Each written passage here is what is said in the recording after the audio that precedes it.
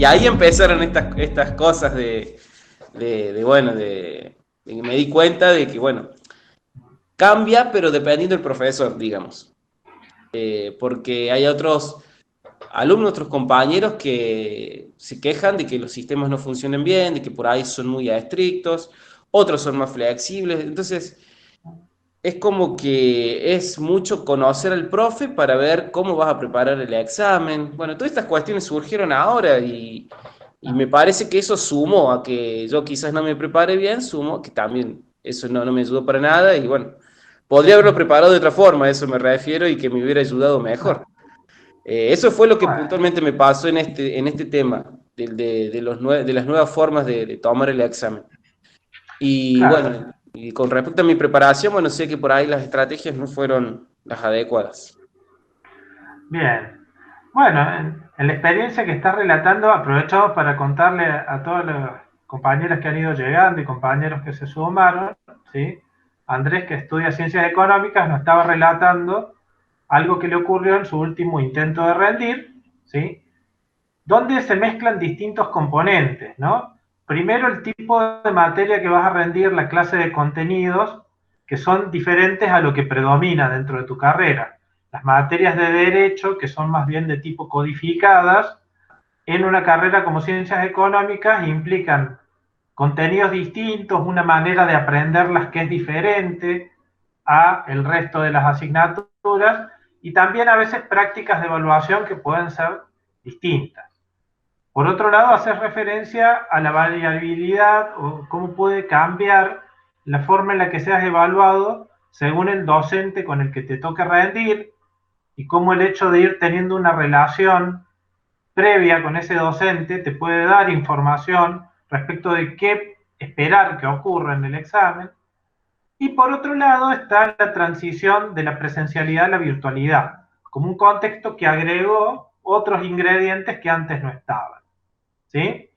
Entonces, tiene que ver con las estrategias con las que te has preparado, tiene que ver con la diferencia existente entre lo que te imaginaste que iba a pasar y lo que efectivamente ocurrió, y tiene que ver también con la capacidad de moverte en un contexto de incertidumbre, yendo con algunas herramientas y maniobrando en el momento en función de lo que te vayas encontrando. Que esto es lo que por ahí marca la diferencia, ¿no? Uno puede encontrarse con un escenario un poco diferente al que se había imaginado, pero ahí la clave es si se preparó como para enfrentarse a escenarios distintos o se preparó pensando en un único escenario posible. ¿Sí?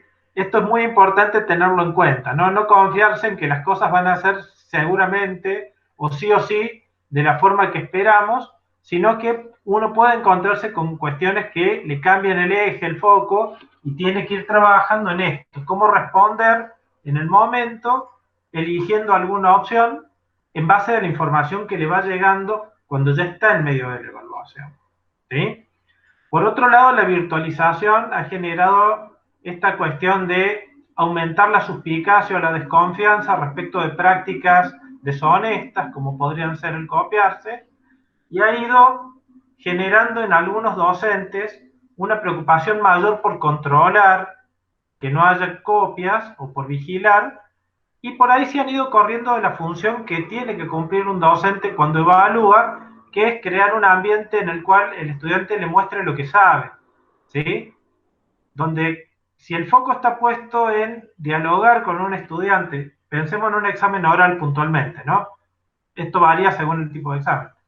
Pero en un examen oral, la idea es que sostengamos una conversación donde ustedes cuenten lo que saben en relación a algunos temas y nos muestren qué pueden ir haciendo con eso que aprendieron, en términos de razonar, ejemplificar, aplicar a situaciones concretas, comparar, ¿sí? No solo repetir en términos de definición, que es lo más fácil de hacer cuando uno se copia.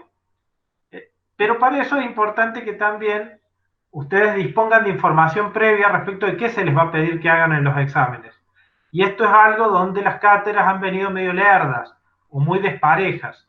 Algunas aportando indicaciones muy claras a sus estudiantes para que puedan anticipar lo que va a pasar en el examen y otras dando mensajes escasos o confusos o contradictorios. Esto es una realidad muy dispar según de qué materia estemos hablando, ¿no? Entonces, bueno, la dificultad con la que te has encontrado en esta situación está relacionada con distintos factores, que hay que ir viendo qué es lo que hace falta hacer con cada uno de estos factores, como para que la próxima experiencia que realices sea un poco más satisfactoria para vos. Seguramente hay temas a revisar en los distintos puntos que estuvimos conversando. ¿Mm? Bien, si les parece, Ok, ¿querés gracias, decir Luis. algún? Ah, si les parece, vamos arrancando con el desarrollo de contenidos comunes para todos y después vamos a ir volviendo a momentos de interacción también con cada quien. Así que les voy compartiendo una presentación. Creo que acá se la logra ver. Corríjanme si no, que habla de las fases de la evaluación. ¿La están pudiendo visualizar? ¿Sí? Genial. Bueno, eh, cuando pensamos en que tenemos que enfrentarnos con un examen, que es una forma característica de evaluaciones, aunque no es la única, tenemos evaluaciones que no son exámenes, que son proyectos, que son trabajos que se van elaborando y entregando por etapas también. Tenemos evaluaciones que son exposiciones en encuentros, como podría ser un simposio también. Tenemos evaluaciones en las cuales se exponen trabajos, por ejemplo, en la Facultad de Arquitectura, que se cuelgan planos o producciones que se hacen como una especie de muestra, donde se habla acerca de lo que se expuso. En general, las evaluaciones podemos pensar que transcurren a lo largo de 4 fases, que se llaman de preparación, confrontación, espera y resultados. Es decir, siempre hay un proceso que lleva un tiempo y donde vamos haciendo distinto tipo de actividades según en qué etapa estemos. Y también vamos experimentando estados emocionales distintos en cada una de las fases. Cuando nos preparamos, es decir, cuando todavía no estamos por rendir, pero estamos pensando en que vamos a rendir y estamos trabajando para lograr una preparación suficiente o adecuada, la clave tiene que ver con la elección de las estrategias de aprendizaje, es decir, de qué manera vamos a trabajar con los materiales, con los contenidos, para poder ir logrando una apropiación profunda y significativa y permanente, o que por lo menos perdure en el tiempo, de aquella información más relevante. Entonces, acá es donde tenemos que ir tomando las decisiones de si vamos a leer, de qué manera vamos a hacerlo, con qué estrategia de lectura, si una lectura exploratoria, una lectura analítica, con qué estrategias vamos a organizar la información, vamos a sintetizarla, si vamos a hacer cuadros, esquemas, resúmenes, si vamos a utilizar materiales que ya fueron creados por otros, cómo los vamos a usar. Esta es una parte donde la autorregulación del aprendizaje supone elegir estrategias pensando en cuáles son los objetivos que queremos lograr. ¿Cuál es la idea acá? No podemos estudiar siempre de la misma manera. Necesitamos elegir de qué manera estudiar en función de cuáles sean las metas de aprendizaje que nos hayamos propuesto y en función de cómo sean las características de la materia que estamos estudiando. Otro componente tiene que ver con la regulación de tiempos y esfuerzos. Estudiar es un trabajo, y es un trabajo que requiere inversión de esfuerzo y que requiere también un cierto tiempo. ¿Cómo lo distribuimos? ¿Cómo lo administramos? ¿Cuánto lo vamos aprovechando? Es algo con lo que también necesitamos ir observando cómo estamos funcionando. Es decir, ¿cuánto tiempo nos lleva a comprender un tema? ¿Cuánto tiempo logramos sostener nuestra atención puesta en una tarea y después ya nos empezamos a distraer? ¿Cuánto tiempo logramos mantenernos enfocados en nuestra actividad durante la semana? ¿Cuánto tiempo tenemos para hacerlo y cómo lo vamos aprovechando? ¿Cuántas cosas queremos hacer en el tiempo que tenemos. Son preguntas que necesitamos irnos planteando como para pensar un poco antes de embarcarnos en un proyecto y decir, bueno, a ver, con el tiempo del que yo dispongo, ¿cuánto de esto creo que voy a poder hacer? Con la capacidad que tengo de mantenerme sentado, estudiando, concentrado, ¿cuántas materias creo que puedo preparar en este momento? Si a la vez yo no solo estoy estudiando, sino que estoy trabajando o convivo con una familia, tengo hijos que requieren que yo me ocupe de su cuidado, de sus necesidades. Bueno, ¿cuánto tiempo me queda a la semana para dedicarme a tratar de aprender, a estudiar y en consecuencia a poderme preparar para rendir? Analizar esto es importante para definir luego las metas, es decir, ¿qué voy a tratar de lograr yo en este momento? ¿Rendir una materia? ¿Rendir dos? ¿Rendir una materia tratando de aprobarla aunque sea con 4, con 5? ¿O rendir una materia para tratar de aprobarla con un 8, un 9, con un 10? Porque es una materia que me gusta, porque quiero entrar a hacer una ayudantía en esa cátedra, porque quisiera incorporarme a un grupo de investigación donde están los profes que dan esta materia. Es decir, las metas pueden ir variando según con qué materia me esté enfrentando y según con la disponibilidad que yo tenga en este momento de mi vida. Puede ser que mi meta sea comprender lo básico y necesario para poder rendir y aprobar, o mi meta sea tratar de aprender lo más que pueda de esta materia porque yo me quiero dedicar a laburar en esta área. Entonces, según lo que me proponga, es el tipo de estrategias que voy a elegir y también la disponibilidad de tiempo que deba asignarle a mi tarea. Después tenemos la búsqueda de ayuda, que tiene que ver con, además de lo que yo puedo resolver solo, ¿qué puedo resolver si acudo a otros? La búsqueda de ayuda académica se relaciona con información, orientaciones, consejos que podemos obtener en distintas fuentes. Uno puede buscar ayuda académica con un tutorial en YouTube. Entonces usa una fuente que no es personal, de ayuda, que está disponible en la web y que por ahí le permite comprender un tema que solo no me salía, digamos, leyendo el apunte o practicando los ejercicios que me habían dado o con las explicaciones que me había dado el profe. También puedo buscar ayuda académica en mis pares, es decir, con mis compañeros, mis compañeras, plantear, por ejemplo, en un grupo de Facebook en el que estoy, ¿quién me puede ayudar con tal tema? O no entiendo bien cómo funciona tal cosa, ¿alguien me puede dar una mano con esto? En general, a través de las redes, o más personal, con algún compañero o compañera a quien yo conozco y con quien me puedo encontrar, por ejemplo, en una videollamada por WhatsApp, para que me ayude con algún ejercicio o algún concepto que no me sale. Y también puedo buscar ayuda académica en mis docentes usando los horarios de consulta, preguntando cosas en clase. Todo esto, fíjense, tiene que ver con la etapa de preparación y son aspectos sobre los cuales estaría bueno que vayan revisando qué están haciendo, qué cosas no están haciendo y de las que hacen, cuáles están siendo útiles y cuáles no, para ir modificando su estrategia, mejorándola, perfeccionándola en base a la revisión de su experiencia. No hay una receta que sea igualmente buena para todos. Cada quien necesita ir buscando qué es lo que le sirve y qué es lo que no. Eso es la autorregulación del aprendizaje. Conocerse mejor a ustedes mismos para ir eligiendo qué les conviene hacer según cada momento.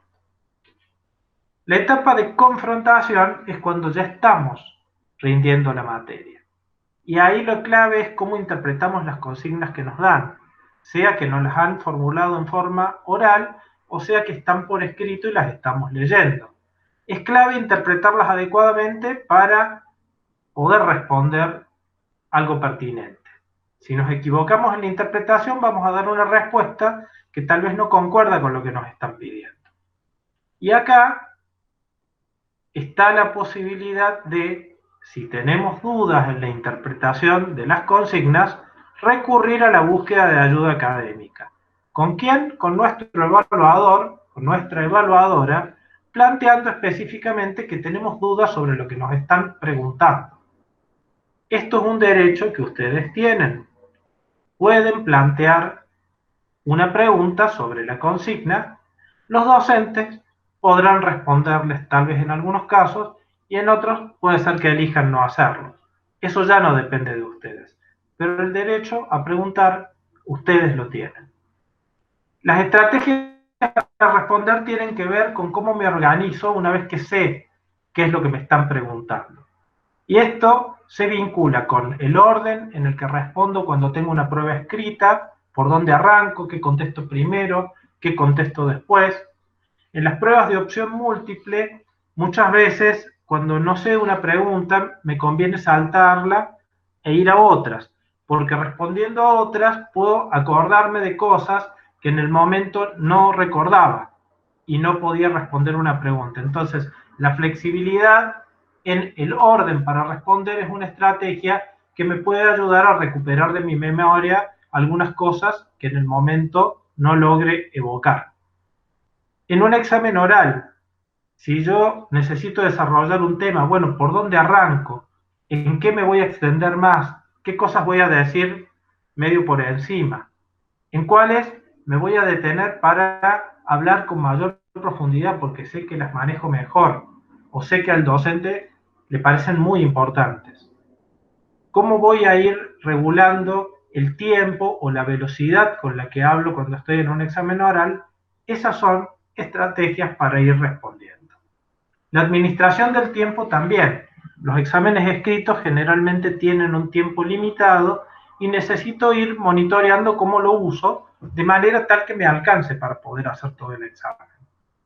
Procesar el feedback quiere decir estar atento a las señales que me envía mi evaluador o mi evaluadora mientras yo estoy hablando en un examen oral. ¿Qué gestos o qué mensajes verbales emite para reafirmar que yo estoy respondiendo de manera adecuada, para pedirme que me extienda un poco más, para indicarme que pare y ya no siga con esto, para hacerme notar que tal vez algo que dije no está siendo muy claro y necesito reformularlo? Y el procesamiento del feedback, en el caso de los exámenes escritos, tiene que ver con, una vez que estoy contestando las preguntas, yo ir autoevaluando si estoy haciendo las cosas bien o no. Esto repercute en mi estado emocional también.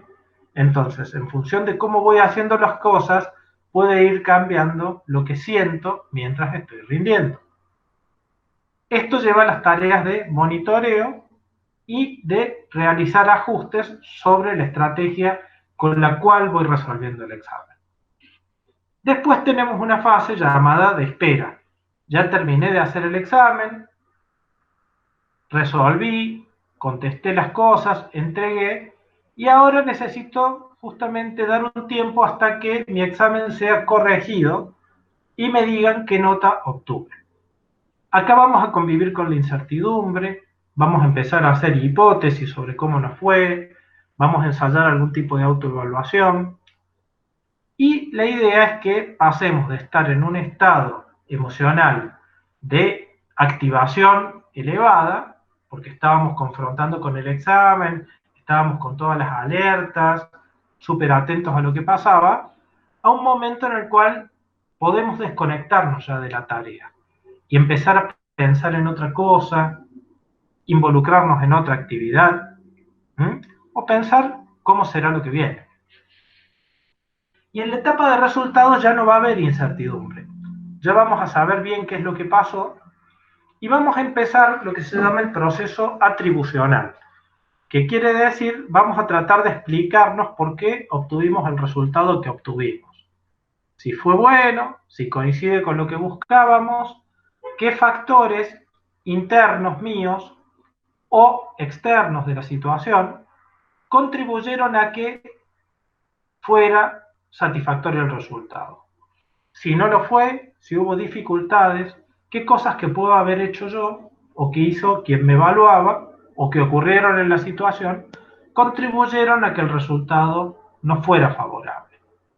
Estos factores internos o externos que explican el resultado son permanentes, son cosas estables que siempre son de la misma manera, o son cosas inestables que a veces son de una forma o son de otra.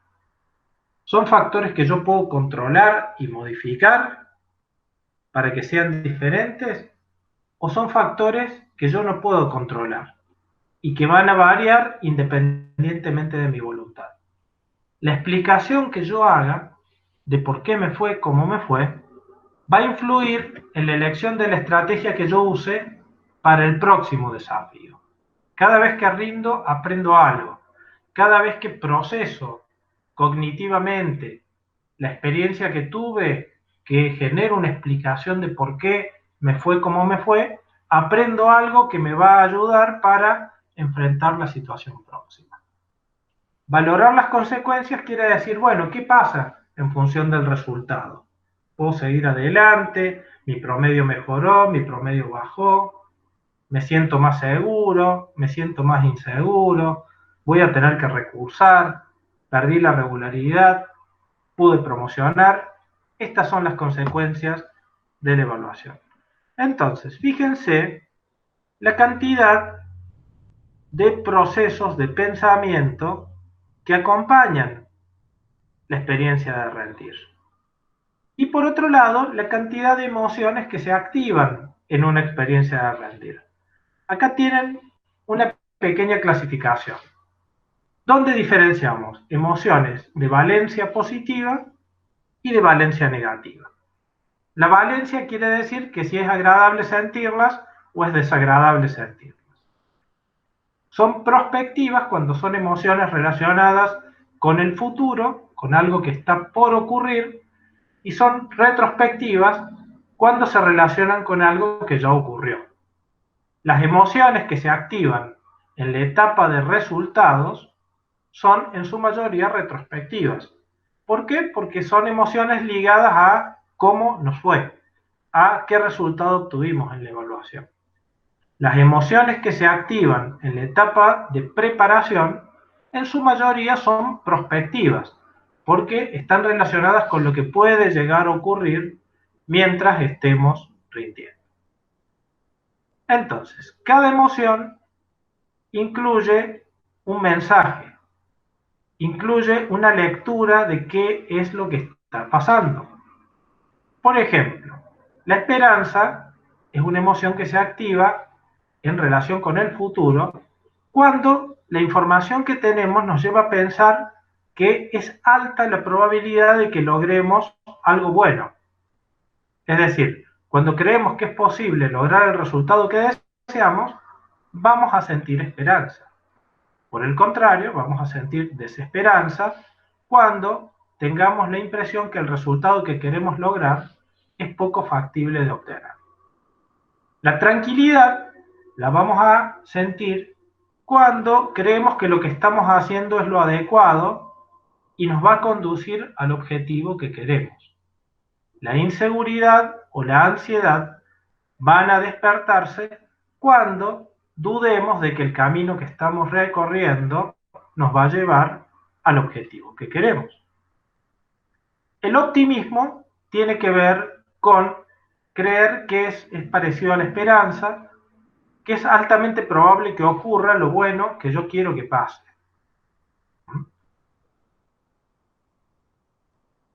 El desgano es consecuencia de suponer que lo que yo quiero que pase es muy improbable que ocurra. Entonces, mi energía para realizar la actividad que me llevaría a obtener el resultado empieza a disminuir. La suspicacia tiene que ver con la sospecha de que alguna trampa va a haber o de que alguien va a hacer algo que me podría perjudicar. Esto me despierta las alertas, me despierta la desconfianza, ¿sí? Cierto temor a que pase algo malo como consecuencia de que alguien lo podría provocar. En la ansiedad yo puedo sentir temor a que pase algo malo, aun cuando no crea que haya alguien que quisiera provocarlo, simplemente que las cosas ocurran de esa manera. Si vamos a las retrospectivas, vamos a ver que si el resultado fue positivo, y yo creo que fue gracias a que yo me esforcé o que hice las cosas bien, probablemente siento orgullo, porque diga, esto es mérito mío. Si el resultado es positivo, pero yo creo que no tuve mucho que ver, sino más bien fue por una cuestión de suerte, y capaz que sienta alivio, diga, bueno, ya está, listo, me saqué esto de encima, pude salir de la situación. Si el resultado fue positivo y coincide con lo que yo esperaba y las cosas salieron como yo pretendía, probablemente sienta satisfacción, disfrute de lo que está pasando y también experimente alegría porque es algo bueno. Cuando los resultados no son los que yo esperaba, están por debajo de lo que yo pretendía, es muy probable que tenga emociones negativas. Un ejemplo de ello es la vergüenza, que se activa cuando me doy cuenta que demostré incompetencia, es decir, que en la forma que yo hice las cosas, mostré que no soy capaz de hacerlas adecuadamente. Muestro enojo o siento enojo cuando creo, el enojo se activa a partir del contraste entre lo que pasó y lo que yo esperaba que pase. Y generalmente el enojo se activa con la idea de que alguien hizo algo mal y por eso las cosas salieron como salieron. El enojo me moviliza generalmente para ir en contra de algo o de alguien. A veces puedo ir en contra mío si creo que el que hizo las cosas mal fui yo. Frustración es lo que ocurre cuando el resultado no coincide con lo que yo esperaba. Tristeza también surge de la frustración y se da cuando empiezo a experimentar la pérdida de algo que yo quería. La tristeza representa la vivencia de que algo bueno que yo quería conservar no va a estar más o no pude llegar a ello bueno, a eso bueno que quería. Decepción es cuando lo que me encontré, bueno, no era lo que yo esperaba y esto me produce cierto dolor. Y culpa cuando mi mal desempeño le trae algún dolor o malestar o sufrimiento a personas a quien yo aprecio y a quienes yo no quisiera de alguna manera defraudar. Entonces, si vamos nuevamente a un momento de interacción, ¿sí? Yo aquí vuelvo a la pantalla donde puedo ver quiénes están conectados, quiénes están conectadas, y yo les preguntaría, a ver, de todas estas emociones que hemos estado mencionando recién, ¿cuáles reconocen haber sentido, cuáles recuerdan haber sentido en las distintas fases o etapas de una evaluación? Si ustedes piensan, a ver, ¿cuál fue el último intento que hice de rendir? ¿Cuál fue la última evaluación por la que yo pasé? Y tratan de recordar antes, durante y después de esa experiencia, ¿qué emociones pueden identificar? Yo les tiro la pregunta, les pido que la piensen un poquito y quienes tienen ganas vayan contando alguna de estas cosas. Si tienen ganas de prender la cámara, de encender el micrófono y decirlo, mejor. Si solo quieren prender el micrófono, está bien. Y si solo quieren enviar el chat, también está bien. De cualquier forma que ustedes quieran, está bueno que participen. Yo ahora voy a ir escuchando o viendo qué es lo que sale para poder comentarlo con ustedes.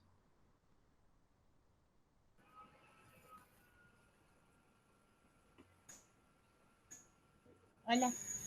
Hola Claudia, buen día, ¿cómo estás? Bueno, sí, antes de empezar el examen sentía miedo, ansiedad, inseguridad y bueno, durante el examen sí, bueno, la ansiedad siempre me acompaña, que es la que a veces me hace bloquear y olvidarme lo que quiero decir. Y después si tengo un mal resultado, la vergüenza, el enojo, la frustración. Bien, ¿te ha ocurrido, Claudia, que hayas sentido previamente bastante ansiedad, que durante el examen hayas sentido bastante ansiedad y que el resultado que obtuviste luego fue positivo? Sí, también me pasó eso. Bien. Porque habitualmente se asocia la idea de sentir mucha ansiedad a bloqueo y a fracaso.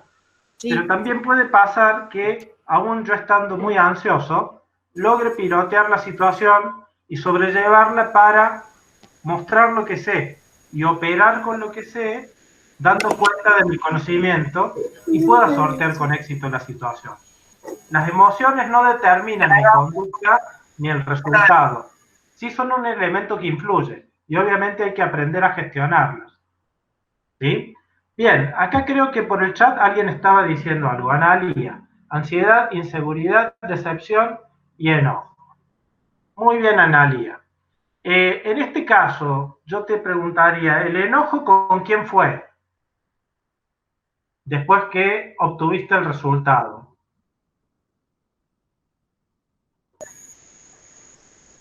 A ver, Analía, ¿dónde está? ¿Qué es quien hizo la contribución?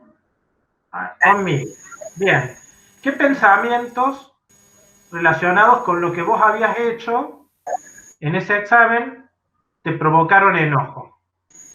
Está bien, Analia, escribí nada más. Si no usas el micrófono está todo bien.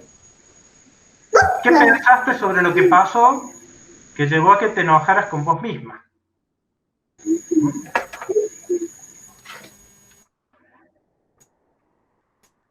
Alejandra, yo te pediría que enciendas o apagues el micrófono en función de que vayas a hablar o no, porque si no, también el ruido de tu casa se va mezclando con el desarrollo del encuentro, ¿sí? Vamos prendiéndolo a medida que hablemos. Bien, Vanessa, al arrancar el examen, ansiedad, y al desarrollarlo, angustia, al no poder organizar todo lo que quería decir, y luego con el resultado, alivio. Bueno, fíjense cómo en el relato de Vanessa se ve que hay un momento en el cual, debido al estado de ansiedad que tenía mientras rendía, le empezó a resultar complicado organizar lo que quería decir y se angustió. Pese a lo cual, no lo está diciendo Vanessa, yo lo estoy imaginando, logró decir cosas suficientemente adecuadas como para que quien la evaluó considerara que estaba en condiciones de aprobar, porque dice que el resultado le provocó alivio. Uno puede experimentar dificultades durante el examen y sobreponerse a las mismas, o seguir adelante con lo que está haciendo, a pesar de que en algún momento se trabe, se olvide, se confunda, se enriede. Y acá es clave el comportamiento del evaluador también, brindando soporte, pudiéndoles esperar, diciéndoles algo que contribuya a que se calmen, o por el contrario, incorporando un nivel mayor de presión sobre ustedes. Griselda, miedo, desgano y angustia. Bien, Griselda no nos aclara en este caso si fue antes, durante o después, pero suponemos que puede estar hablando de lo que le pasaba antes, en la etapa de preparación para rendir. Tania, miedo, ansiedad e inseguridad y con el resultado alivio. Bueno, fíjense que en el relato de Tania aparece de vuelta esto, ¿no? Cómo están haciendo lo necesario para poder ir, prepararse y rendir, pero están con inseguridad respecto de que lo que están haciendo alcance, sea suficiente o sea adecuado. Pese a lo cual siguen y lo intentan. Y después de intentarlo, descubren si sirvió, si no sirvió, cuán útil fue, qué parte fue adecuada, qué parte no. Esto es muy importante porque a veces, de tanta inseguridad que sentimos, abandonamos el intento de rendir. Porque como no queremos que nos vaya mal, antes de exponernos a un fracaso, evitamos la situación. Y está bueno saber que si voy, me voy a dar cuenta y voy a descubrir qué puedo hacer con lo que tengo. Si no voy, me voy a quedar sin saber eso. Y yo no estoy sugiriendo que vayan a rendir de cualquier forma, sin prepararse o tirándose el lance. Les estoy diciendo de que si se han preparado medianamente a conciencia, aún sintiendo inseguridad, está bueno que intenten ir. Porque con eso capaz que logran hacer lo suficiente para que les vaya bien o capaz que no. Si tienen más información sobre cómo va a ser el examen, seguramente van a poder ajustar su preparación. Si intentaron ir a rendir una vez y no les fue bien, van a aprender cosas útiles que les ayuden a enfrentarlo mejor la próxima vez. Ahora, si no van a rendir, por temor a que les vaya mal, y bueno, hay cosas que no las van a descubrir. Capaz que, si no van a rendir y después conversan con gente que sí rindió, obtengan información útil también y puedan encarar mejor la próxima vez. A lo que voy es que evitando ir a rendir no van a descubrir lo que ustedes personalmente son capaces de hacer frente a la situación con las herramientas que tienen. A ver, vamos a leer un poquito más. Luis. Agustín. Sí, Andrés. Sí, discúlpame, no, yo prefiero hablarlo. Mira, vos sabés que yo siento que tuve como dos etapas durante la carrera.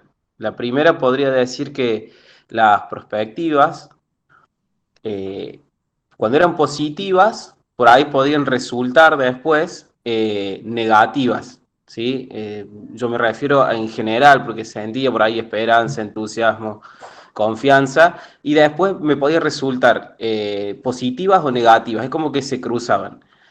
Según Sí. cómo me iba, sentía frustración si me iba mal, tristeza o enojo, y bueno, si me iba bien, obviamente alegría, satisfacción. Eso durante la carrera, después es como que yo me parece que se fue ajustando en base a sentirme con más confianza cuando iba a rendir un examen o porque es como que sentí que aprendí a prepararme mejor. Entonces es como que se ajustó. Yo digo, me refiero a que las perspectivas cuando eran de esperanza, tranquilidad, tenía una retrospectiva de orgullo, de alivio, porque estaba como más confiado que me iba a ir bien. Eh, Igual, con el tema de la negativa, por ahí yo sentía que no estaba bien preparado, sentía ansiedad, inseguridad y bueno, obviamente después era el enojo, la frustración. Eso pasó en la segunda etapa, es como que se alineó a lo que vos estás presentando ahí en la filmina. Ahora, en esta situación que yo te comenté al comienzo, es como que volví atrás. Y yo no sé si es porque, por la, digamos, porque me falta prepararme, quizás hice alguna estrategia que no era la adecuada, y sumándole estas restricciones que presenta la nueva modalidad, bueno, eso sumó a que retrocediera, ¿no? Y bueno, y eso es lo que me tiene intranquilo. Claro. Bueno, tengamos en cuenta que se trata de materias en las que no tenés mucha experiencia previa de que te ha ido bien, por el tipo de materias, por la rama, ¿sí? Entonces, la confianza en tus habilidades para rendir, más allá de que uno puede tener una confianza genérica en que es más o menos bueno para ir y rendir, después se van ajustando en función de qué es lo que tenés que rendir. Y vos podés sentir alta confianza para rendir algún tipo de materia y baja para otras. Porque los contenidos son distintos, porque las estrategias de evaluación son distintos, o los estilos de los profes también son distintos. Entonces, puede haber sido muy bueno en alguna etapa, puede haber sido más favorable y después sentir algo diferente, y no es que estás involucionando volviendo para atrás, sino que te estás encontrando con algo distinto a lo que vos conocías, ¿sí? Y con lo que tenés que aprender a vincularte también. Esto no es un camino lineal, digamos, la experiencia de estudiantes no es que uno va volviéndose cada vez más experto y las cosas le salen cada vez mejor. Uno va acumulando experiencia, pero puede tener etapas de funcionamiento óptimo, de lograr cosas muy buenas, y etapas donde la cosa se le compliquen, porque también van cambiando los desafíos a los que se enfrenta en medio de la carrera y van cambiando las condiciones de vida que cada uno tiene.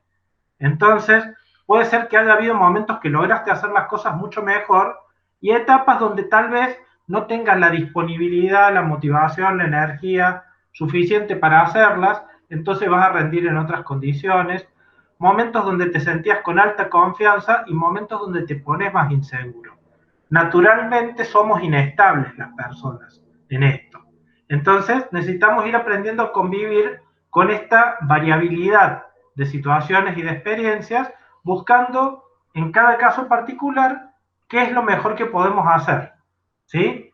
Pero tomando como con pinzas esto de mi trayectoria previa, ¿sí? Las situaciones van cambiando y a veces la experiencia que teníamos no es muy útil para predecir qué nos va a pasar en la nueva situación. Bien, a ver, vamos a ir leyendo algunos de los otros comentarios. Agustín dice, en mi caso sentí mucha ansiedad, pero con cierto entusiasmo, que luego fue deviniendo en inseguridad y cierta vergüenza al ver una limitación en mi rendimiento. Aún así aprobé, aunque no me quedó la satisfacción que yo había querido. ¿Mm? Bien, que haya limitaciones, Agustín, que haya limitaciones en tu rendimiento, no se convierte necesariamente o por sí en un motivo para que te avergüences, ¿sí? Dependerá de la explicación que vos elabores respecto de por qué lograste ese rendimiento menor, que eso sea algo de lo cual te avergüences o no. Ahí habría que ver, digamos, qué pensamientos se activaron en vos como para generar ese estado de vergüenza ante el rendimiento menor, ¿sí? La insatisfacción o la frustración es claramente entendible porque apuntaba más alto y no se dio. La vergüenza habría que explorar un poco mejor qué fue lo que te pasó como para avergonzarte de ello, ¿no? La vergüenza es una emoción social, tiene que ver con mostrar lo que hacemos ante los otros y hay que ver ahí, en términos de tus vínculos, ante quién te resultó tal vez penoso exponer esto. Verónica dice, antes de empezar, miedo, inseguridad, pero también entusiasmo, porque era una materia que me gustaba y al finalizar alivio. Frustración por aprobar, pero no con la nota que tenía pensada. Bien, acá lo que hay que pensar, me parece a mí, Verónica, también, es, habiendo pasado esta situación, si el hecho de que la nota haya sido menor que la que vos esperabas, condiciona qué podés hacer hacia adelante con esta materia. ¿Mm? Si es una materia que te puede seguir gustando pese a esto, si es una materia de la cual quisieras aprender un poco más, haciendo alguna ayudantía o cursando luego alguna materia relacionada dentro de una misma área de especialización. ¿Mm? Lo que pasó en el examen puntual y ese resultado es una muestra de lo que pasó en este momento de tu trayectoria. No es un factor que determine por sí qué es lo que va a pasar en el resto de tu trayectoria. Eso va a estar vinculado a las decisiones que tomes y a lo que hagas con eso que te gusta. Analía. Lo que pasó es que en el último examen no lo pude terminar porque tenía que mandar un video explicando y dando mi opinión sobre un cuento en inglés. No lo pude enviar porque mi hijo quería atención y si jugaba gritaba mucho. Me grabé varias veces, pero ningún video estaba en condiciones para enviarlo porque se escuchaba mucho a mi hijo. Y yo me trababa mucho al hablar por los nervios. El tema es que se me terminó el tiempo para enviar el video, así que no pude terminar. Bueno, aquí Analía, estás estudiando Derecho y este año también quise ingresar a inglés, pero en marzo y ahora, agosto, no pude aprobar el ingreso. El enojo me vino porque necesito a alguien que me ayude a cuidar a mi hijo mientras tengo el examen. Tendría que buscar una niñera en esos casos porque yo no tengo ningún familiar en Córdoba que me ayude. Bueno, Analia, lo primero que a mí me surge es pensar que estás intentando hacer varias cosas muy complejas en una situación personal donde no tenés tanto margen, ¿sí? Es decir, te has propuesto metas para vos misma que es complicado lograrlas cuando estás sola y a cargo del cuidado de un hijo y sin familiares que te estén ayudando. ¿Mm? En ese contexto desfavorable en el que estás intentando hacer las cosas, yo creo que tal vez sería más razonable, si no podés disponer de un tiempo y un espacio en el cual alguien cuide a tu hijo y vos te puedas aislar para hacer el video con tu hijo en brazos, como está Alejandra, por ejemplo, ahora en el taller. ¿sí? Que tu hijo puede estar despierto, puede estar durmiendo, puede estar más inquieto, puede estar más tranquilo, pero si forma parte de tu realidad, tal vez su presencia puede formar parte de tu trabajo y convertirlo en un elemento más de la situación en donde haces la tarea que tenés que hacer y no en un elemento perturbador o incompatible con tu tarea. ¿Qué te quiero decir con esto? Tal vez ese video podrías haber intentado grabarlo lo mejor que te saliera con tu hijo dando vueltas y hablando y tal vez escuchándose su voz. Y quedará a criterio de tu evaluador, de tu evaluadora, considerar cómo estuvo tu ejecución de la tarea en esas condiciones particulares en las que las pudiste hacer. Tal vez vos no podés modificar esas condiciones hoy, tal vez sí.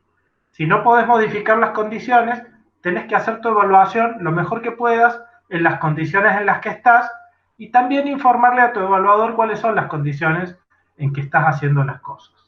Tu evaluador después te dirá qué piensa sobre eso. ¿Mm? Pero hay que tratar de construir sobre la base de lo posible, no pensando en la condición ideal. Va eso. Me di cuenta en el último examen que no había realizado un estudio reflexivo. El examen pedía conectar todo el programa y sentí que tenía ideas pero desorganizadas. Así que ahora intento abordar el programa conectando la mayor cantidad de temas. Bueno, a eso me refería con que al rendir aprendemos cosas útiles. Podemos recuperar de cada experiencia información valiosa para ir ajustando nuestras estrategias de preparación. Ale, siento desgano por la postergación constante del examen desde marzo. Ale, yo entiendo que estás hablando de la postergación que tu facultad hace de la toma del examen, que no es lo mismo que la postergación que una estudiante puede hacer de ir a rendir porque no llegó con la preparación. Son dos situaciones diferentes, pero es cierto que si te estás preparando y el examen no se puede consumar, eso genera un estado desagradable, de cierto fastidio, de cierta molestia, porque no podés concretar aquello para lo que te estás preparando. Si no depende de vos cuándo se toma el examen, sino de tu facultad, yo creo que lo que hay que hacer es, en cierto punto, y hasta tanto tenga certeza de cuándo va a ser el examen, completar la preparación en un nivel básico. ¿Qué quiero decir con esto? A ver, ¿qué necesitas para poder rendir la materia?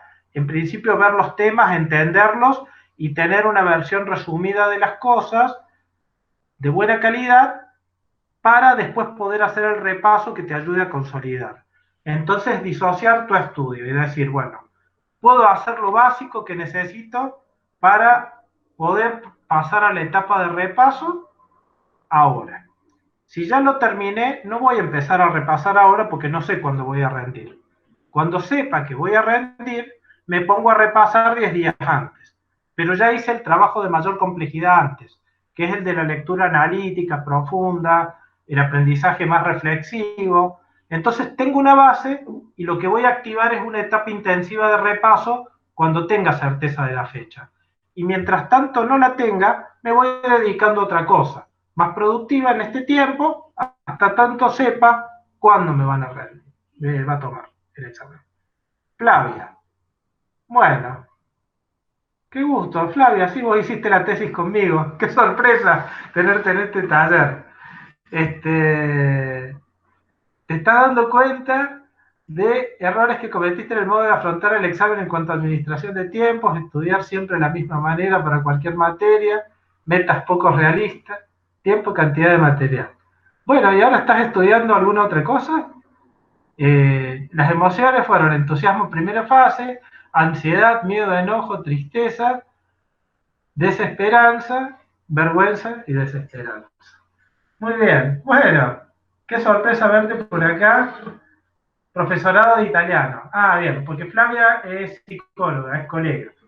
Y compartimos una buena parte de su carrera haciendo su tesis. Muy bien. Bueno, todas estas cosas que estamos trabajando las vas a poder aplicar a tu experiencia nueva como estudiante en el profesorado de italiano. Un gusto saber que andas por acá nuevamente. Bien, Entonces, vamos a volver un poquito a la explicación general, ¿sí?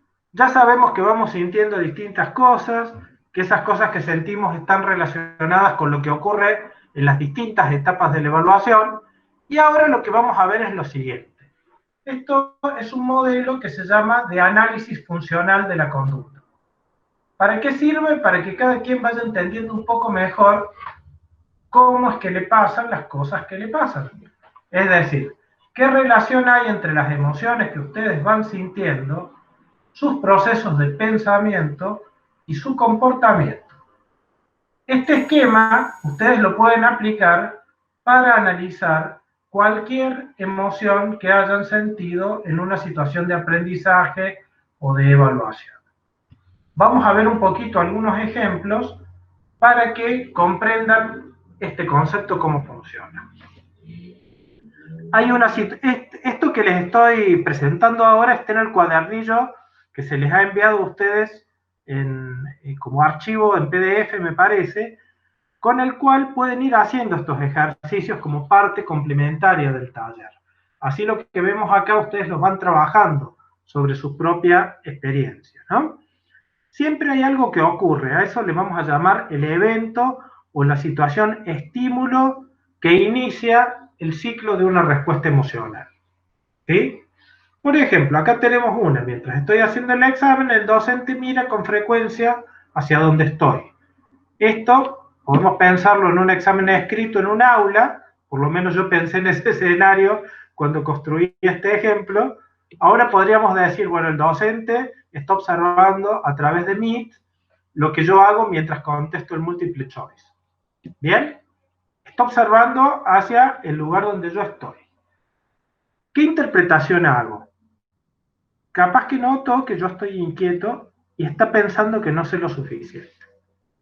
Suponer que el docente mira para donde yo estoy porque está pensando eso, va a generar en mí una respuesta emocional, que podría ser de ansiedad o de vergüenza. De ansiedad, si temo que esto me genere una situación incómoda o desagradable, o de vergüenza, si creo que, bueno, estoy quedando mal ante los ojos del evaluador porque interpretó que yo estaba inseguro mientras hacía las cosas. ¿Qué conducta puedo activar en respuesta a esta emoción? Por ejemplo, evito mirar al docente. O me apuro a terminar para poder irme del lugar.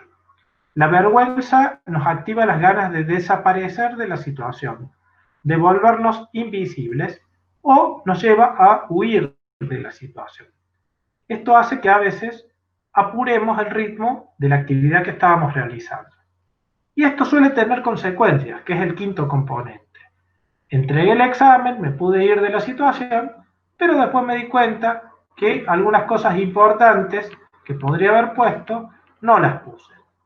Entonces me termino enojando conmigo. Fíjense cómo la manera de reaccionar ante una emoción que se me activó producto de la lectura o interpretación que hice de lo que estaba pasando, me terminó generando una emoción diferente. Pasé de la vergüenza y la ansiedad al enojo. Otro ejemplo. Al leer las primeras preguntas, siento que no entiendo lo que estoy leyendo. Pienso, bueno, esto ya me pasó en otra oportunidad. Y no quiere decir que yo no sé, que yo no estoy preparado, que no sé nada. Indica que estoy leyendo demasiado rápido y no estoy pensando en lo que leo. Cuando yo interpreto de esta manera lo que está pasando, probablemente voy a sentir ansiedad. Y voy a tomar alguna medida para tratar de reducir esta ansiedad. Dejo un momento la prueba y respiro profundamente para tratar de relajarme. Cuando me logro calmar, vuelvo a leer. Y como leo en un estado emocional de mayor serenidad y lo hago más despacio, empiezo a entender. Entonces la situación que me había generado ansiedad cambia y ya no es tan amenazadora como yo la pensaba al inicio. Fíjense cómo la manera en que voy leyendo puede influir en mi estado emocional. cómo leer más rápido contribuye a que yo me pueda poner más ansioso, porque hay más riesgo de que no entienda lo que estoy leyendo. Si leo más despacio, tengo más margen para comprender. Otra situación. Recibo la nota del parcial y es mucho más baja de lo que yo suponía. ¿Qué me está pasando acá? Yo tenía una expectativa y esa expectativa se frustra. Lo que ocurre no era lo que yo esperaba. Se activa una emoción retrospectiva que en este caso puede ser el enojo o la angustia.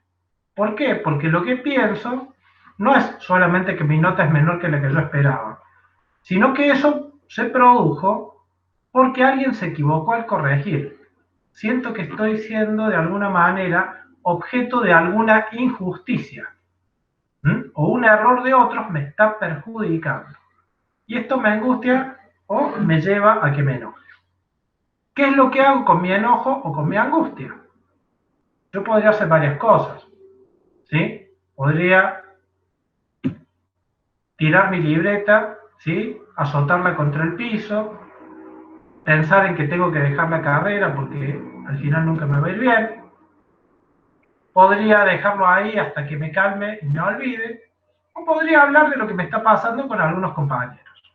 ¿Sabes qué es lo que me pasó? Yo pensé que me había ido bien y al final miré la nota que me pusieron. Busco ayuda con fines emocionales para desahogarme. Y por ahí algunos de mis compañeros me dicen, ¿y qué tal si vas a ver el examen?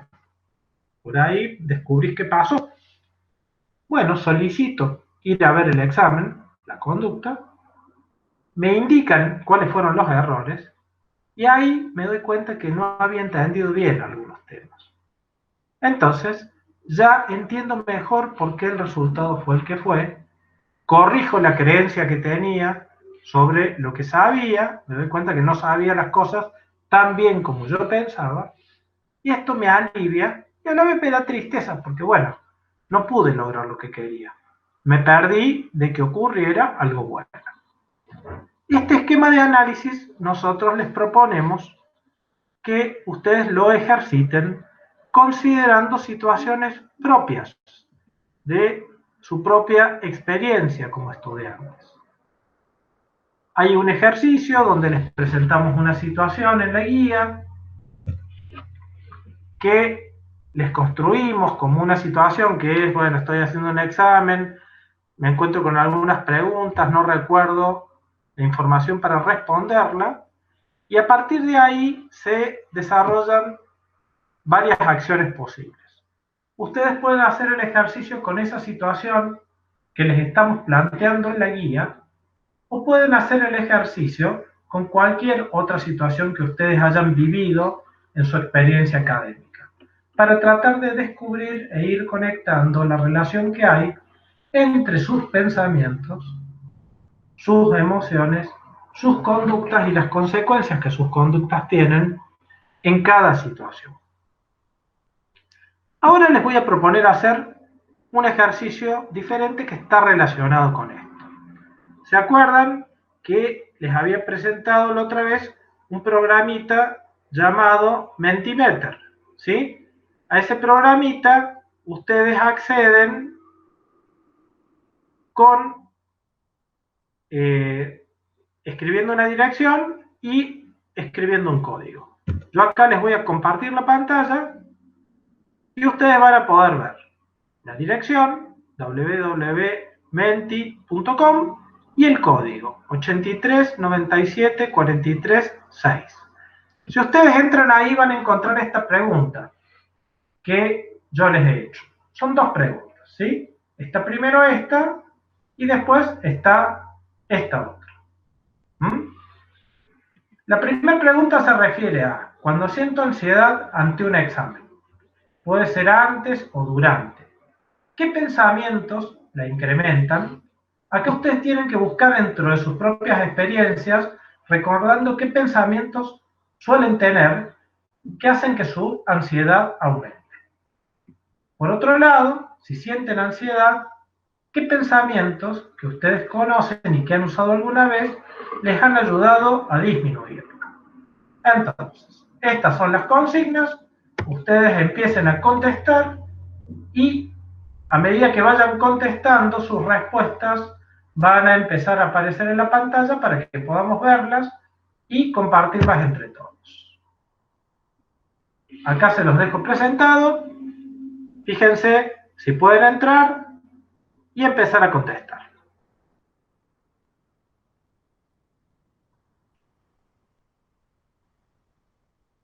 Andrea, ¿está visible? ¿Se puede entrar y contestar? ¿Sí? Bárbaro. Genial. Yo me quedo acá entonces mirando la pantalla a ver qué palabras van a aparecer, qué pensamientos, que aumentan o que disminuyen la ansiedad.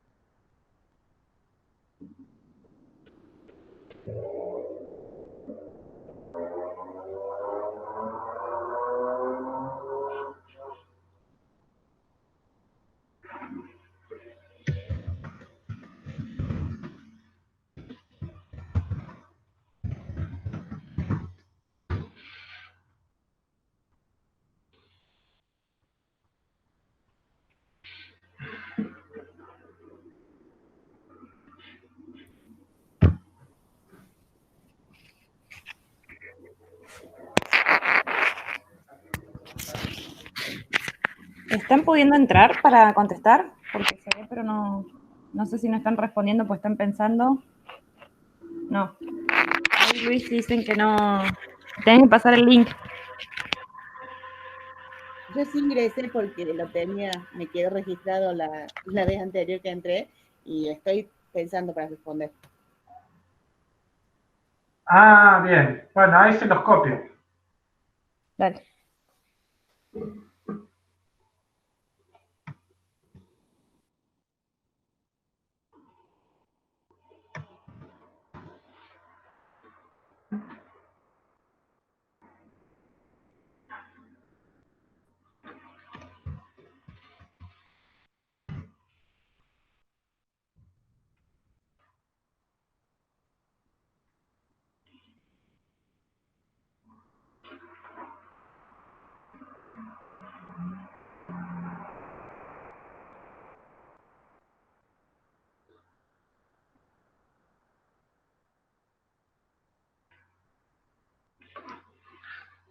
Bueno, yo apago mi cámara un ratito, voy a dejar solo el micrófono, porque acá lo más importante es lo que vaya apareciendo en la pantalla. Muy bien. Acá empiezan a aparecer algunos ejemplos de pensamiento. Voy a fracasar de nuevo, voy a hacer el ridículo, el miedo a no poder, la inseguridad. Acuérdense que el miedo y la inseguridad son emociones, ¿sí? Y las emociones se alimentan de pensamientos también. Entonces estaría bueno ver qué pensamientos les llevan a suponer que no van a poder o qué pensamientos les llevan a sentirse inseguros. Los dos primeros, voy a fracasar, es una expectativa clara a nivel de tipo negativo, ¿sí? Dando por hecho que el fracaso es inevitable. Como si tuviéramos certeza para leer el futuro, ¿no? Voy a hacer el ridículo. Acá aparece la idea de que me voy a desempeñar de una forma inadecuada y que esto a la vez me va a hacer quedar muy mal ante los ojos de los demás.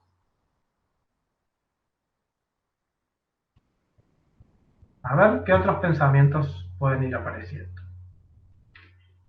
Vamos a ver en la otra. No, todavía no aparecen pensamientos que permitan disminuirla. Volvemos a estos.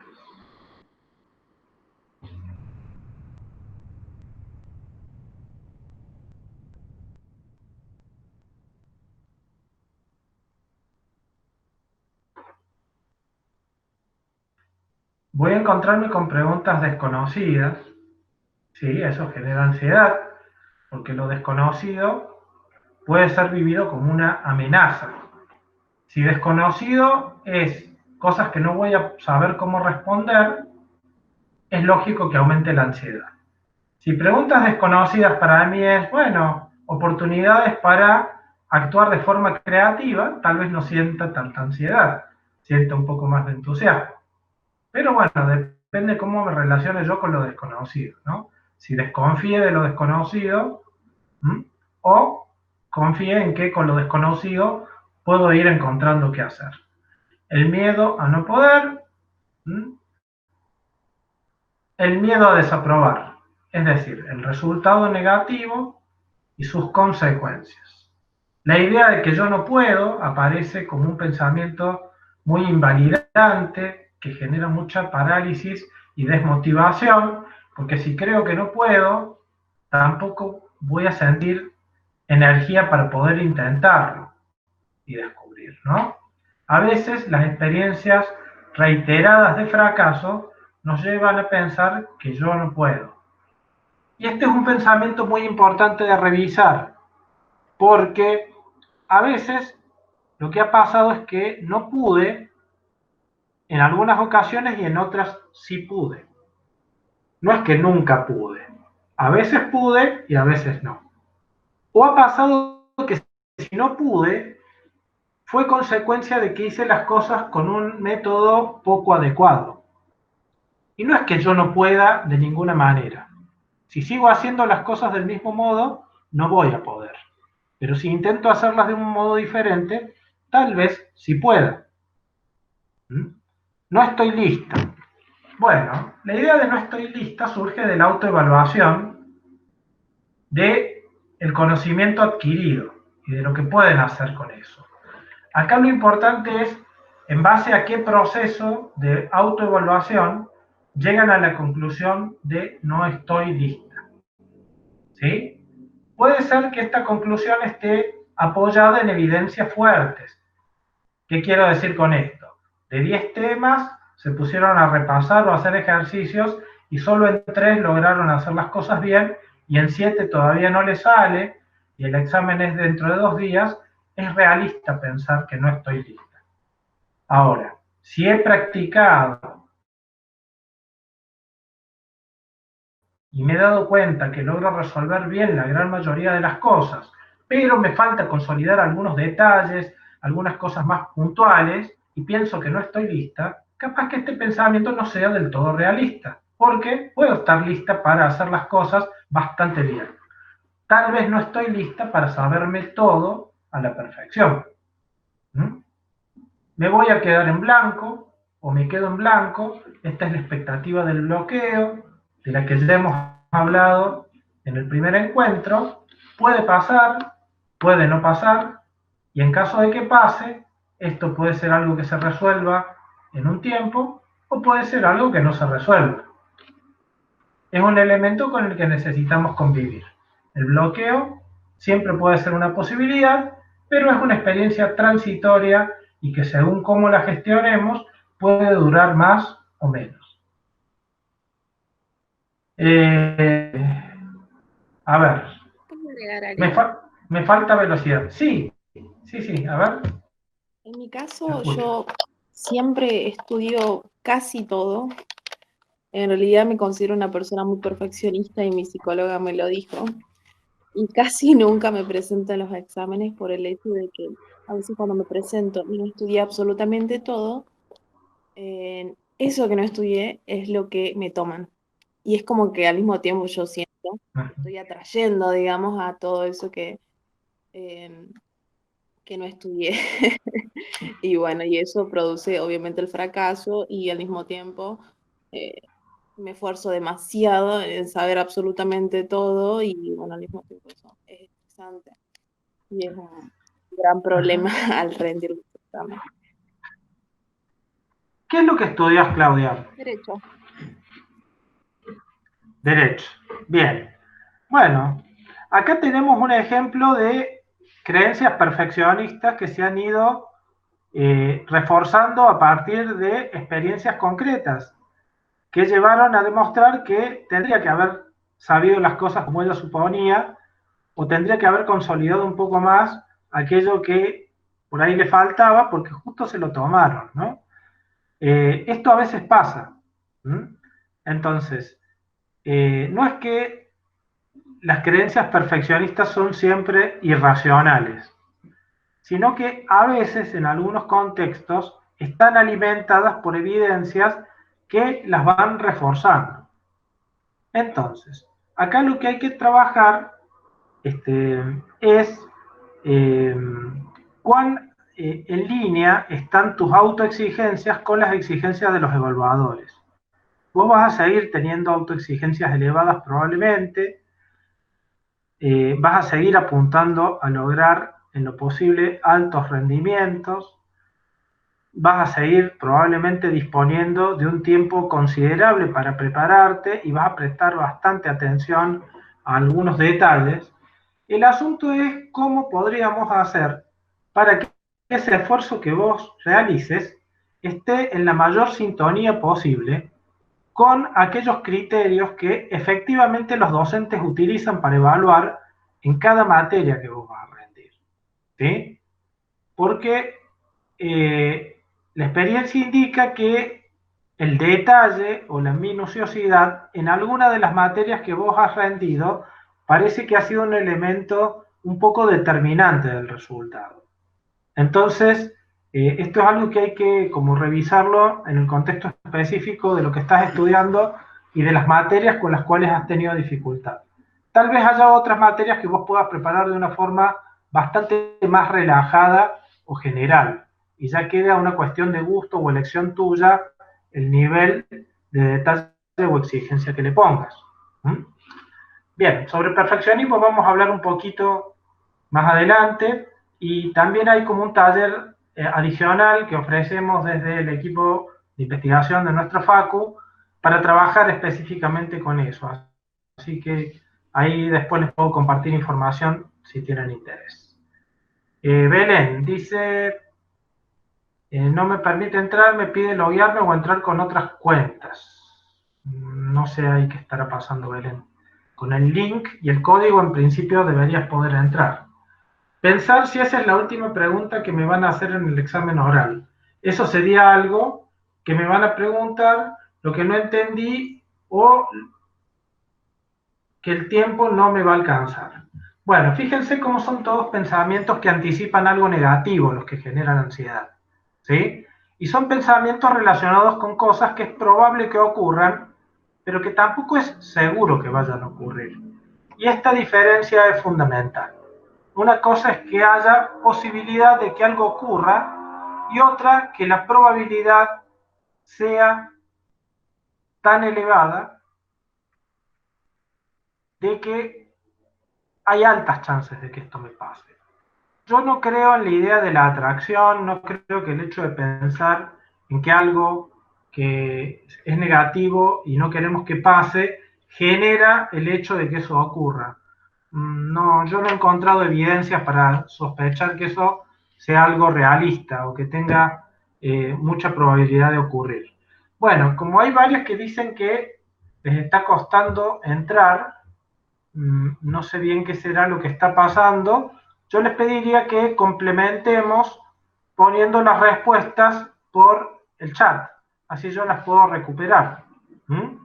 Ser una evaluación clave, esto quiere decir que si yo creo que es sumamente importante o trascendente lo que estoy rindiendo, probablemente eso haga que yo sienta mayor ansiedad.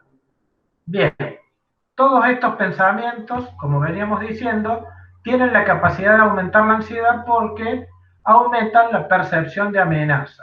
¿Qué quiere decir? Nos llevan a creer que la situación puede ser negativa y las consecuencias de ella pueden ser muy graves para nosotros. ¿Cómo ser productivo o no bloquearse a la hora de producir conjuntamente en una estancia evaluativa grupal? Bien. Acá tu pregunta incluye dos preguntas diferentes, pero podemos hablar un poquito de lo que pasa en los exámenes grupales, ¿sí? En los exámenes grupales, orales, supongo yo que estás hablando, se reparten temas y cada quien tiene un turno para hablar acerca de su tema. Y está bueno que el turno que tiene lo aproveche para decir del tema que le tocó lo más que pueda. Ahora, ¿qué pasa? Cuando uno va hablando, va escuchando a sus compañeros. Y cuando va escuchando, se le van activando memorias o recuerdos de cosas que también podría acotar o agregar. Y acá está bueno ver en qué momento hacerlo: orales, escritos y wiki virtual. Bueno, esos tienen tiempos diferentes, ¿no? Vamos a hablar primero de los orales. En los orales se genera una dinámica interesante en la cual nosotros podemos aumentar la demostración de lo que sabemos, hablando no solo de lo nuestro, sino también hablando de lo que le tocó a nuestros compañeros o compañeras. Pero en esos casos es importante que seamos cuidadosos, cuidadosas respecto de cuándo hacerlo, ¿no? Puede ser que después que nuestra compañera o compañero completó lo suyo y sabiendo que ya no va a decir más nada, nosotros agreguemos algo que venga al caso, que sea pertinente, solicitando previamente la autorización al evaluador, ¿no? Sería algo así tipo, ¿puedo agregar algo a lo que dijo mi compañero? O mi compañera. Generalmente cuando se trata de agregar y no de contradecir, está bueno poder hacerlo.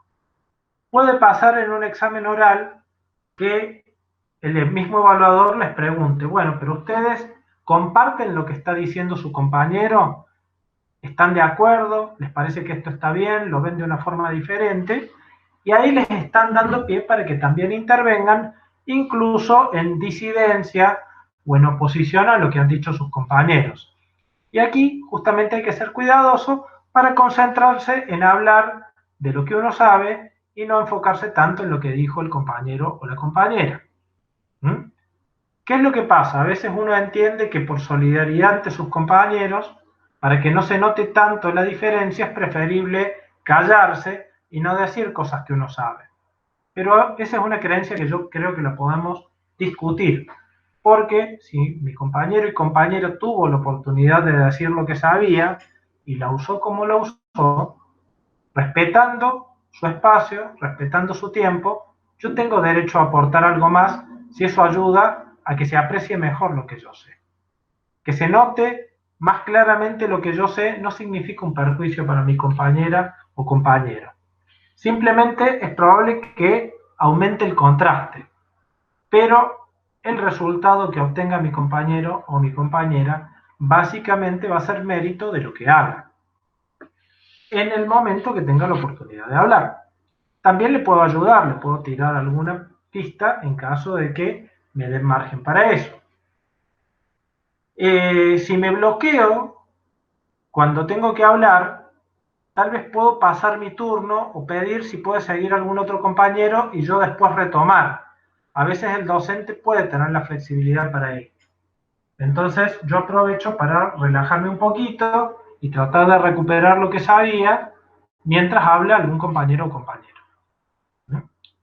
En los casos de exámenes escritos grupales, la verdad que no sé cómo sean, si se toman de manera sincrónica. Cuando son trabajos que hay que producirlos, bueno, acá entramos a la dinámica de trabajo en grupo. Cómo se van organizando, cómo van definiendo la tarea, cómo van regulando los aportes y las intervenciones de cada quien, si alguien coordina, cómo van organizándose para incorporar los aportes parciales de cada quien y lograr un texto, una producción conjunta y coherente. Este es un laburo que requiere aprendizajes de trabajar con otros, de actividad colaborativa, donde hay que aprender a decir lo que uno piensa en forma respetuosa, a proponer, a escuchar, a negociar y a tomar decisiones de manera compartida, ¿no? Vamos un poquito a los pensamientos que tendrían un efecto diferente, es decir, aquellos que podrían colaborar a que mi respuesta de ansiedad no sea desbordante o muy elevada. Es decir, bueno, no es el fin del mundo. ¿Qué quiere decir esto? ¿El examen es un evento importante para mí? Sí lo es. ¿El el resultado es significativo dentro de mi vida, y sí lo es, pero no es que el mundo empiece o termina acá. Es dimensionar el valor relativo que tiene este resultado dentro de mi trayectoria. Si no lo logro, no importa. Me parece que es un pensamiento que tal vez suena atractivo, pero yo creo que es difícil creérmelo. Yo creo que siempre me va a importar. Tal vez me importe poco, no sea para tanto, me importe moderadamente o me importe mucho. Si no me importara definitivamente, tal vez estoy minimizando algo de mi vida académica un poco más de lo que en realidad representa para mí. No sé si soy claro con lo que digo, no sé si quien lo aportó lo ve distinto y quiere que lo conversemos. ¿Profe? Yo, sí. Soy Claudia, fui yo la que puse eso. Claudia, sí. Pero A ver, ¿qué querías decir? solamente para calmarme a mí misma lo digo, porque yo, si no lo logro, me castigo demasiado, por eso. Bien. Bueno, para no castigarte tanto, yo creo que necesitas reconocer la importancia que tiene el rendimiento para vos, el resultado, y aprender a procesar los resultados que no son como vos querés de una forma diferente, que no sea vía el castigo, sino que sea vía la aceptación y la comprensión más profunda de qué es lo que va pasando cuando las cosas te salen mejor o cuando las cosas no te salen tan bien. Pero no es quitando la importancia, porque evidentemente para vos es muy importante lo que pasa. ¿Sí? Sí, demasiado importante. Es como para Bien. calmarme ante la situación, mayormente en los exámenes orales, que es cuando estás frente a la persona y que me está mirando y eso me intimida. Claro. Vos estás estudiando Derecho, Claudia, ¿verdad? Según me habías dicho. Sí, estoy estudiando Derecho. Bueno, fíjate, acá yo creo que es importante que puedas profundizar en por qué es importante el rendimiento para vos. Es decir, ¿qué más te parece que estás demostrando ante los demás cada vez que vas a rendir un examen oral? Porque me parece que vos le has dado a tu desempeño en el examen oral un valor agregado a compartir o expresar lo que aprendiste dentro de la carrera. Me parece que estás poniendo en juego algunas cosas más, tal vez vinculadas a tus autoexigencias o a las cosas que conversamos en el encuentro pasado, de bueno, qué supone estudiar a ciertas edades o en ciertos momentos de la vida, qué ideas tenemos acerca de cómo son los profesionales dentro de la carrera que estamos estudiando. Entonces, cada vez que vas a rendir, me parece que vos vas con la expectativa de demostrar unas cuantas cosas más, además de lo que has aprendido de esa materia en particular, ¿no? Sí, profe, tal cual lo hablamos la clase anterior, tal cual es así. Bien. Bueno, aquí Agustín dice, mi miedo sería no poder aportar lo suficiente o no ser pertinente con respecto al rendimiento de mis compañeros.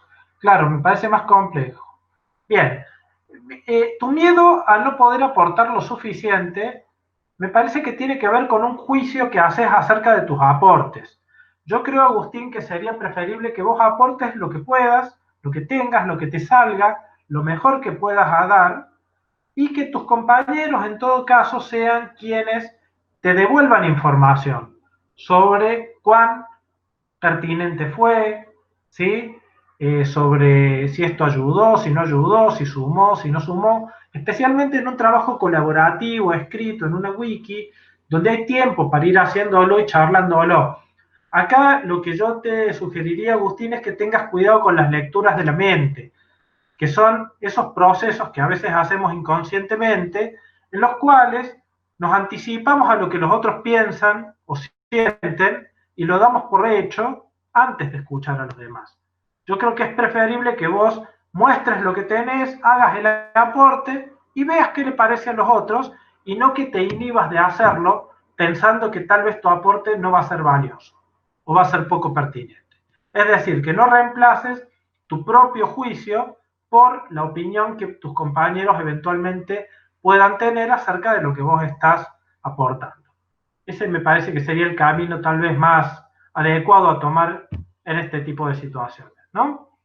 Bien, después, puedo volver a intentarlo. Esto es un pensamiento sumamente adaptativo, sumamente útil, porque en general, cuando en un examen las cosas no nos salen bien, tenemos después una oportunidad para intentar hacerlo nuevamente. Y la idea es que, si lo volvemos a intentar, lo intentemos de una manera mejor, haciendo ajustes y aprendiendo. Es decir, no es fatal. Es más, puedo volver a intentarlo dentro del mismo examen. Porque puede pasar, y en esto me remito a experiencias que he visto en exámenes orales, que un estudiante contestó de forma incompleta o errónea algo que le estaban preguntando en el examen, después empezó a hablar de otro tema y después recordó algo relativo a la primera pregunta y peleó la oportunidad de decirlo una vez que se acordó. Al estilo, profe, mire, ahora me estoy dando cuenta, esto es que usted me había preguntado hace un rato es tal cosa. Y piden la oportunidad de decirlo. A veces se la dan, a veces no. ¿Sí? Pero el intento reiterado puede ser entre exámenes distintos o dentro de un mismo examen a veces. La próxima iré por todo. Bueno, una frase motivadora, así, tipo coaching. Quiere decir que uno puede volver a intentar, tal vez ponerle más energía, apuntar más alto, es decir, no intimidarse por el hecho de que tal vez uno fracase en el primero o segundo intento. Si estoy preparada, es como reafirmar que hice el camino necesario para estar acá y que si me presenté es porque recorrí un trayecto previo que me habilita para ir a rendir. Soy la profesora, no lo entiendo si es el chiste o es en serio. ¿Cómo sería el hecho de que me calme la ansiedad siendo la profesora? Le pediría a quien... Yo, A ver, eso la puse yo. ¿qué quisiste decir? A ver Trato si de te entiendo imaginar mejor. que yo soy la profesora y que mi profesora es el alumno y que ella no sabe nada. Entonces, que yo le tengo que explicar todos los temas que aprendí. De esa Genial. manera no me inhibe, eh, porque siento que ella no sabe nada y que yo soy la única persona que le puede volcar los conocimientos y por lo tanto tengo que hacerlo de la forma más clara posible.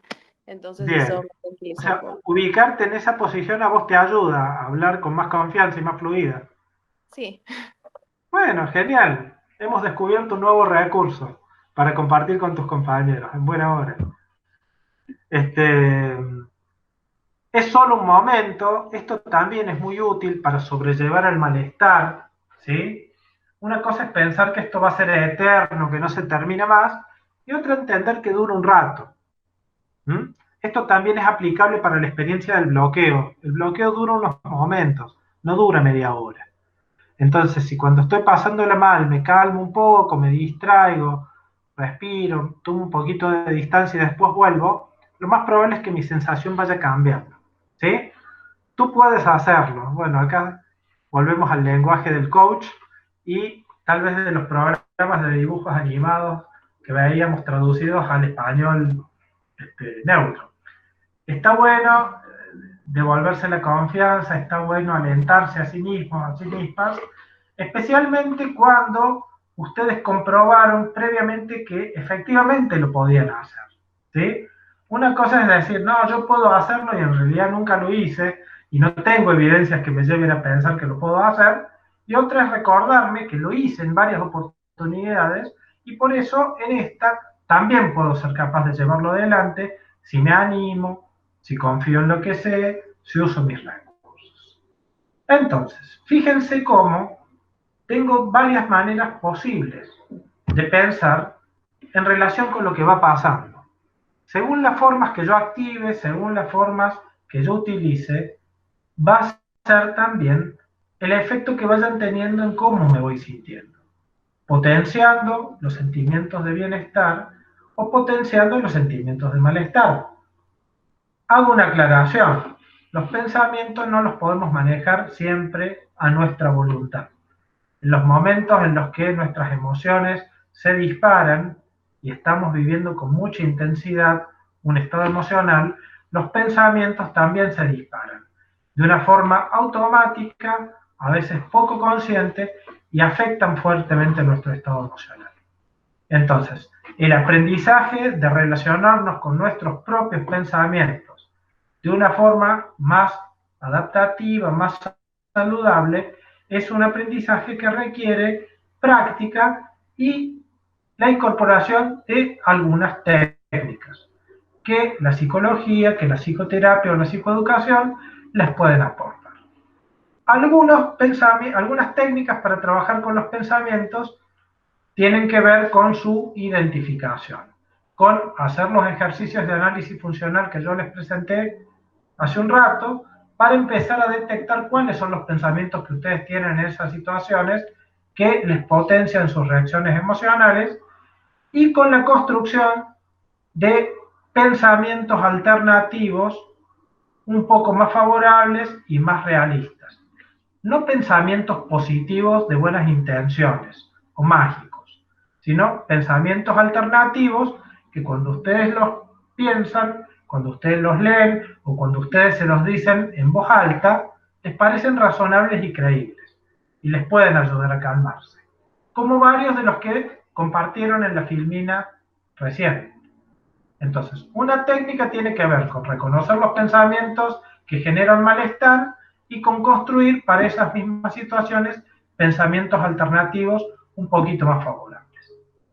Y hay otras técnicas que hoy no tenemos margen para practicarlas, pero yo voy a intentar vía online proponerles un ejercicio vivencial a comienzos del próximo encuentro, la semana que viene, que les va a ayudar a imaginarse algunas cosas, algunas escenas, cerrando sus ojos y haciendo previamente un ejercicio de respiración, que ayudan a contemplar el propio pensamiento, a observarlo cómo transcurre, sin juzgarlo, sin reaccionar, y permitiendo que el pensamiento venga, pase y siga su camino, sin que eso me empiece a generar una alteración o un impulso fuerte a actuar o a tener que reaccionar de alguna manera. Como lleva unos 10 minutos o 5 minutos, por ahí lo podemos hacer más cortito el ejercicio, yo prefiero dejarlo para el encuentro que viene. Así que, para ir cerrando el encuentro de hoy, porque ya estamos en el horario que corresponde, una última pregunta en relación a cómo vamos, qué les parece, cómo está transcurriendo el taller, y si hay algo que necesiten que tengan en cuenta para el próximo encuentro, díganme, así lo vamos apuntando y viendo qué espacio darle. El taller, profe, excelente, realmente, y me está ayudando mucho a tomarme las cosas de otra forma, ¿no? Todo es fatal, no todo tiene que ser malo. Puedo utilizar las vivencias malas para sacar cosas positivas, no siempre negativas. Bien, bueno, me alegro, Claudia, que lo estés aprovechando. Pamela, bueno, útil. Bueno, parece que venimos medianamente bien, ¿no? Bien. Entonces, yo les espero para la semana que viene, así completamos este ciclo. Vayan leyendo el material que se les ha enviado, ahí van a encontrar información útil. Una parte de lo que vamos a ver en el último encuentro tiene que ver con las recomendaciones que están al final del cuadernillo, pero vamos a tratar de hacernos un tiempo primero como para poder hacer un par de ejercicios de manera que después ustedes los puedan practicar. Eso se les ha enviado por correo electrónico a todas las personas que se habían inscrito en el taller. Así que bueno, quienes estén faltando, por ahí le pedimos a Andrea que revise junto con Ricardo, cosa de que ustedes puedan tener el material. Así que bueno, nos vemos entonces la semana que viene. Que anden muy bien. Gracias, Luis.